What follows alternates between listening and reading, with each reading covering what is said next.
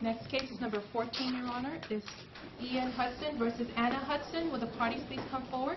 This is class number 09-3-02732-7KNT.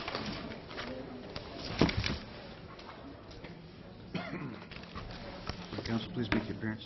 Good morning, Your Honor. Emily Tsai on behalf of the respondent and moving party, Anna Hudson. And you're Ian Hudson? Yes, Your Honor. All right, Ms. Tsai, you have 5 minutes. Your Honor, did you receive our reply documents? Yes. Okay, thank you, Your Honor. I just want to point out that the response was late, and so if the court received them late at all, that was the reason. We're asking that the court find Mr. Hudson in contempt of court due to a specific violation of the court-ordered parenting plan without any notice to the mother or consent or agreement.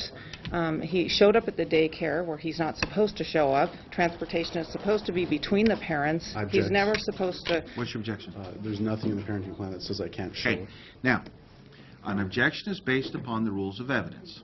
Okay? Not because you don't like what counsel says. Okay? So are you familiar with the rules of evidence? I'm learning as a pro se. Your Honor. All right. Well, then let me tell you something. You don't have a basis to object unless they're based on the rules of evidence. Okay? You will be given your opportunity to make your presentation. Okay? Yes, Your Honor. So your objection's overruled. Go on. Without any notice or consent by the mom, the father shows up at daycare on the last day of school and removes the children.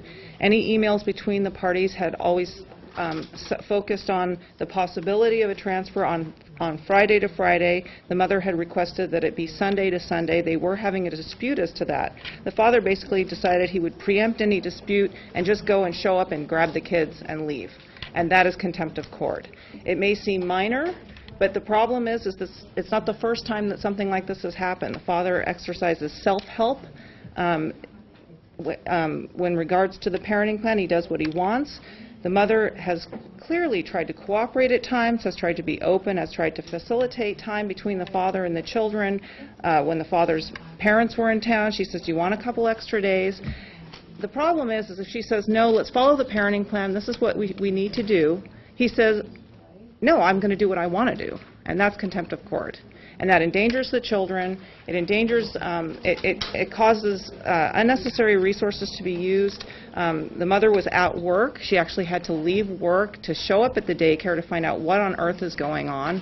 This was not the summer schedule. This was the last day of school. There's absolutely no way to interpret this plan to say that he could just show up, grab the kids, and leave when he wants to. So we therefore ask the court enforce or enter an order of contempt of court, give the mother 3 makeup days to be exercised by the end of the year at her preference. We would like the court to direct that he is not to pick the children up at daycare. The transportation arrangements clearly state that the transportation is between the parents. We would like the court to, in the absence of a specific time so that there's no further problem like this, designate Sundays at 6 p.m. as the pickup and drop-off date for alternating weekends, and if necessary, to clarify that it would end, the summer schedule ends the summer before school schedule, before the school begins. We'd ask that the court order costs and attorney's fees because the father's violation of the parenting plan was so clear and deliberate that there needs to be some sort of consequence so this type of self-help isn't exercised in the future. The mother lost a day's pay. Her daycare schedule is a mess now, as was outlined by her.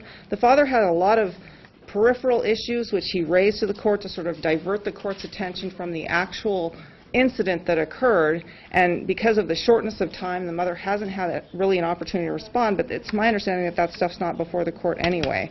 And we'd also like that the court direct that Mr. Hudson needs to pay the child support by the 1st of the month.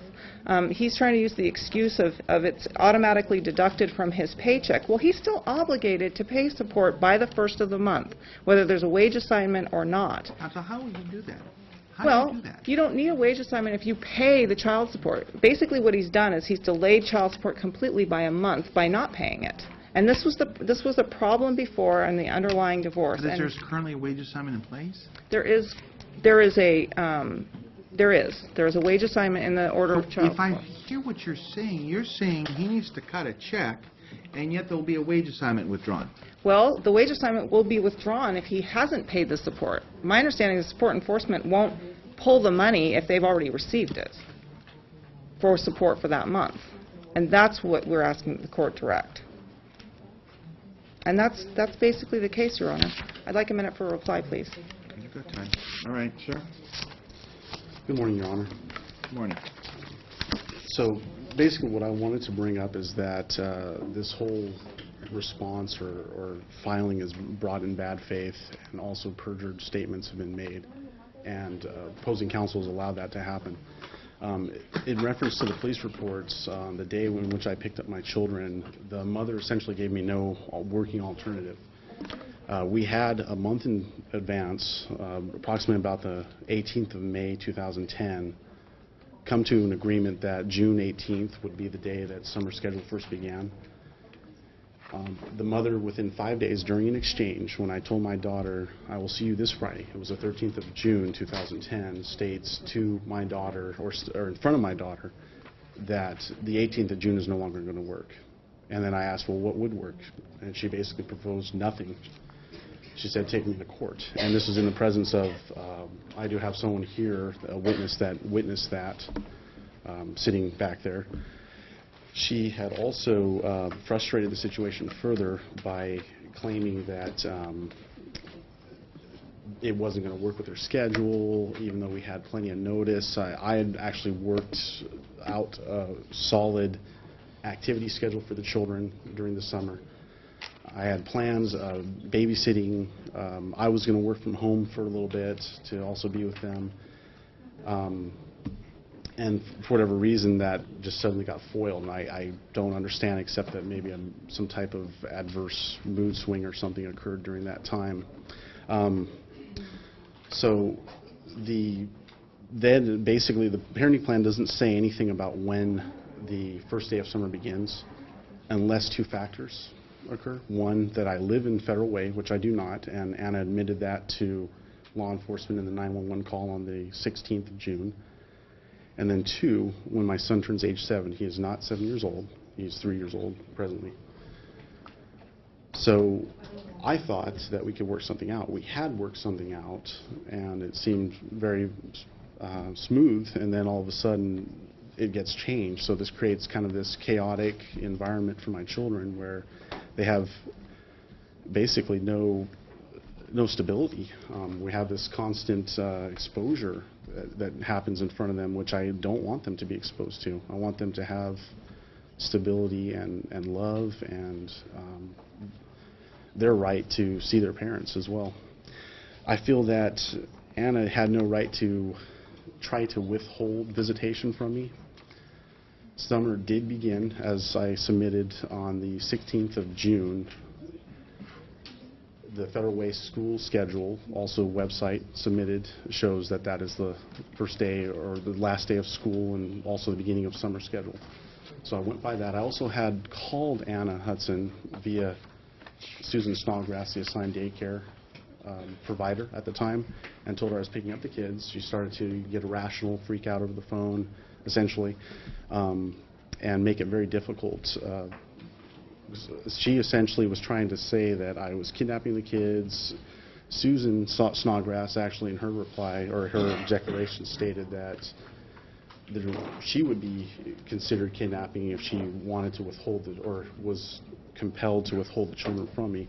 And then also there's a 911 call that Susan made to the King County Sheriff, in which the King County Sheriff said that he did nothing illegal by showing up with a parenting plan to pick up his children and also being the biological parent, which I am. So once I had the children for 7 days, I received some notification from the mother stating that she was having problems with daycare, so I offered in good faith to watch the children for 2 days, which she said was okay, and then she sent a text to my mother saying, would you like them for more? So I didn't understand that because I didn't want to encroach on her schedule. But she did willingly give me 2 days. But then, since then, it's been not every Wednesday, it's been now Fridays. Now she's asking for Sunday, which she has the kids right now. That's going to be another 5 days that I don't see them.